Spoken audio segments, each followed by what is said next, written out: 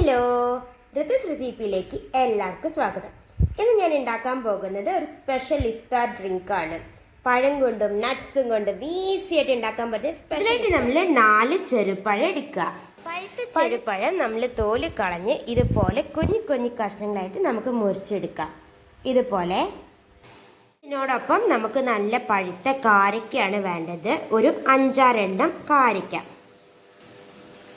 ഒപ്പം തന്നെ നമ്മുടെ കയ്യിൽ എന്തൊക്കെ നട്ട്സ് ഉണ്ടോ അത് ഞാനിവിടെ അണ്ടിപ്പരിപ്പും അതുപോലെ ബദാമുമാണ് എടുത്തിരിക്കുന്നത്. നിങ്ങളുടെ കയ്യിൽ ഏതൊക്കെ നട്ട്സ് ഉണ്ടോ അതൊക്കെ എടുക്കാം. ഒരു മിക്സിയിലേക്ക് ചെറുതായി മുറിച്ച് വെച്ച ചെറുപഴം മുഴുവനായിട്ട് ഇട്ട് കൊടുക്കാം.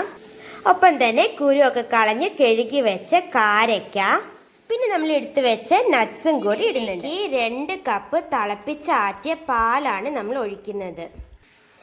ഇനി ഇതിന് മധുരത്തിനായിട്ട് ഞാനിവിടെ നന്നാരിയാണ് ഒഴിക്കുന്നത്, സർവത്തില്ലേ അത്. അപ്പോൾ ഇത് ഒഴിക്കുമ്പോൾ എന്താ വെച്ചാൽ ചെറിയൊരു കളർ വ്യത്യാസം വരും. അതിനായിട്ടാണ്. നിങ്ങൾക്ക് ഇതിന് പകരം ഷുഗർ സിറപ്പ് യൂസ് ചെയ്താലും മതിയാവും. ഇനി ഇതെല്ലാം കൂടി നമുക്ക് നന്നായിട്ടൊന്ന് അരിച്ചെടുക്കാം. അതുപോലെ നല്ല സ്മൂത്തായിട്ട് അടിച്ചെടുക്കണം കേട്ടോ. ഒരു ഗ്ലാസ്സിലേക്ക് ഒഴിച്ച് കുടിക്കാം. സ്പെഷ്യൽ ഇഫ്താർ ഡ്രിങ്ക് ഇവിടെ റെഡി ആയിട്ടുണ്ട്. എല്ലാവരും ഒന്ന് ഉണ്ടാക്കി നോക്കാം, എന്നിട്ട് ഫീഡ്ബാക്ക് അറിയിക്കുക കേട്ടോ. അപ്പോൾ നാളെ വേറെ റെസിപ്പിയും തീർച്ചയായിട്ടും തിരിച്ചു വരും. അതുവരെ ബൈ ബൈ.